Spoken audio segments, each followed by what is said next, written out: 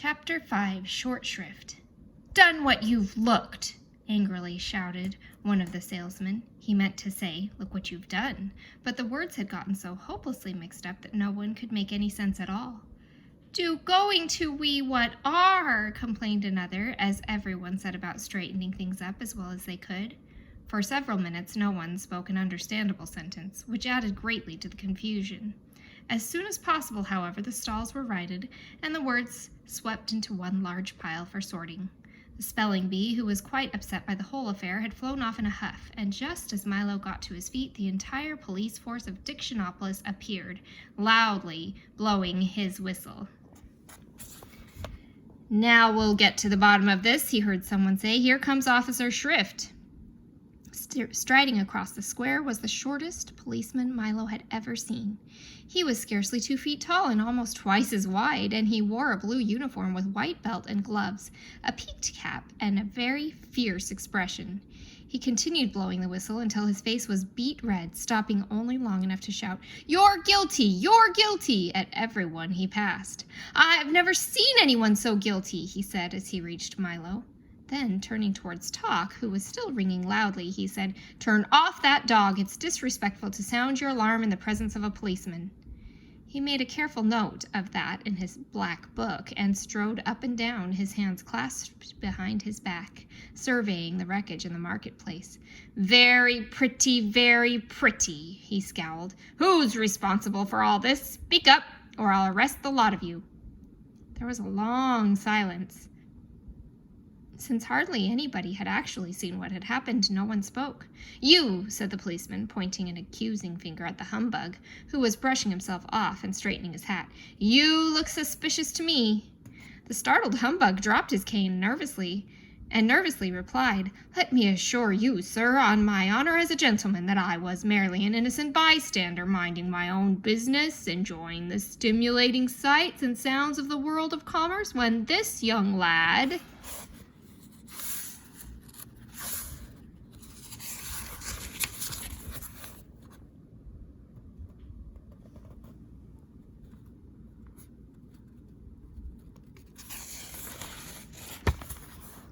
"Aha!" interrupted Officer Shrift, making another note in his little book. "Just as I thought. Boys are the cause of everything." "Pardon me," insisted the humbug, "but I in no way meant to imply that..." "Silence!" thundered the policeman, pulling himself up to a full height and glaring menacingly at the terrified bug. "And now," he continued, speaking to Milo, "where were you on the night of July 27th? "What does that have to do with it?" asked Milo. "It's my birthday, that's what," said the policeman as he entered. "Forgot my birthday in his little book. Boys always forget other people's birthdays." "You have committed the following crimes," he continued: "having a dog with an unauthorized alarm, sowing confusion, upsetting the apple cart, wreaking havoc, and mincing words." "Now, see here," growled Talk angrily. "And illegal barking," he added, frowning at the watchdog. "It's against the law to bark without using a barking meter. Are you ready to be sentenced?" "Only a judge can sentence you," said Milo, who remembered reading that in one of his school books. "Good point," replied the policeman, taking off his cap and putting on a long black robe. "I am also the judge. Now, would you like a long or a short sentence?" "A short one, if you please," said Milo. "Good," said the judge, rapping his gavel 3 times. "I always have trouble remembering the long ones. How about I am? That's the shortest sentence I know." Everyone agreed that it was a very fair sentence, and the judge continued, "There will also be a small additional penalty of 6 million years in prison. Case closed," he pronounced, rapping his gavel again. "Come with me, I'll take you to the dungeon." "Only a jailer can put you in prison," offered Milo, quoting the same book. "Good point," said the judge, removing his robe and taking out a large bunch of keys. "I am also the jailer." And with that, he led them away. "Keep your chin up," shouted the humbug. "Maybe they'll take 1,000,000 years off for good behavior." The heavy prison door swung back slowly, and Milo and Talk followed Officer Shrift down a long, dark corridor lit by only an occasional flickering candle. "Watch the steps," advised the policeman as they started down a deep circular staircase.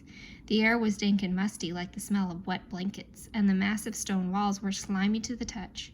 Down and down they went until they arrived at another door, even heavier and stronger looking than the first. A cobweb brushed across Milo's face, and he shuddered. "You'll find it quite pleasant here," chuckled the policeman as he slid the bolt back and pushed the door open with a screech and a squeak. "Not much company, but you can always chat with the witch." "The witch?" trembled Milo. "Yes, she's been here for a long time," he said, starting along another corridor.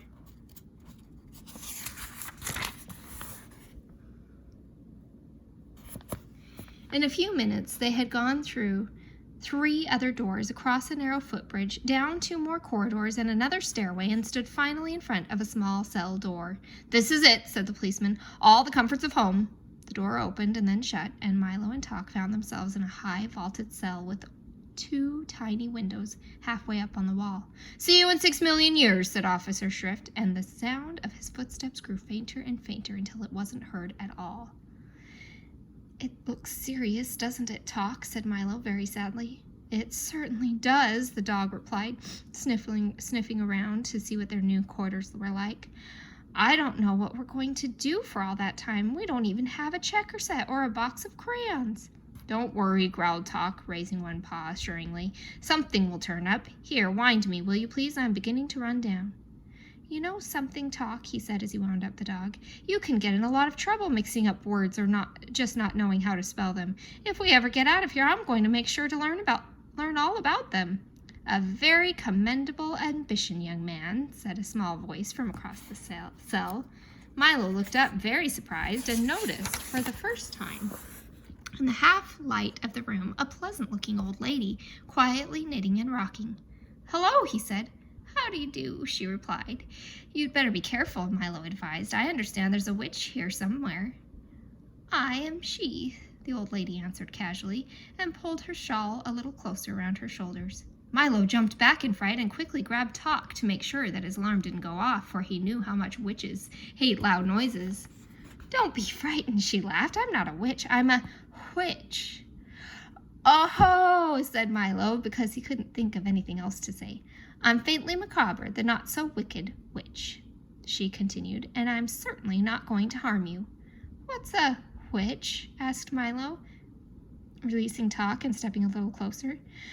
"Well," said the old lady, just as the rat scurried across her foot, "I am the great king's great aunt. For years and years I was in charge of choosing which words were to be used for all occasions, which ones to say, and which ones not to say, which ones to write, and which ones not to write. As you can well imagine, with all the thousands to choose from, it was a most important and responsible job. I was given the title of official witch, which made me very proud and happy. At first I did my best to make sure that only the most proper and fitting words were used. Everything was said clearly and simply, and no words were wasted. I had signs posted all over the palace and marketplace which said, 'Brevity is the soul of wit.'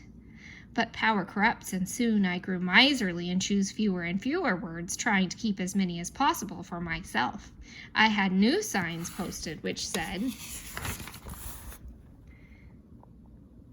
'An ill-chosen word is the fool's messenger.'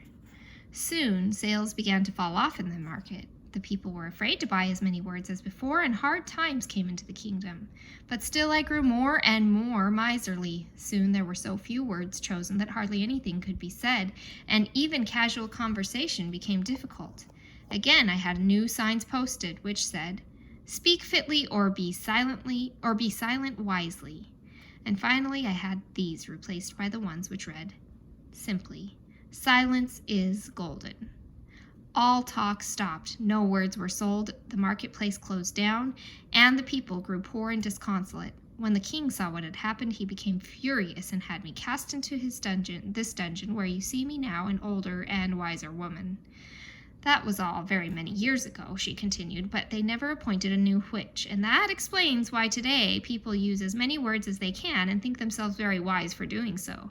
For always remember that while it is wrong to use too few, it is often far worse to use too many." When she had finished, she sighed deeply, patted Milo gently on the shoulder, and began knitting once again. "And have you been down here ever since then?" asked Milo sympathetically. Yes, she said sadly, most people have forgotten me entirely or remember me wrongly as a witch and not a witch. But it matters not, she went on unhappily, for they are equally frightened of both. I don't think you're frightening, said Milo, and Talk wagged his tail in agreement.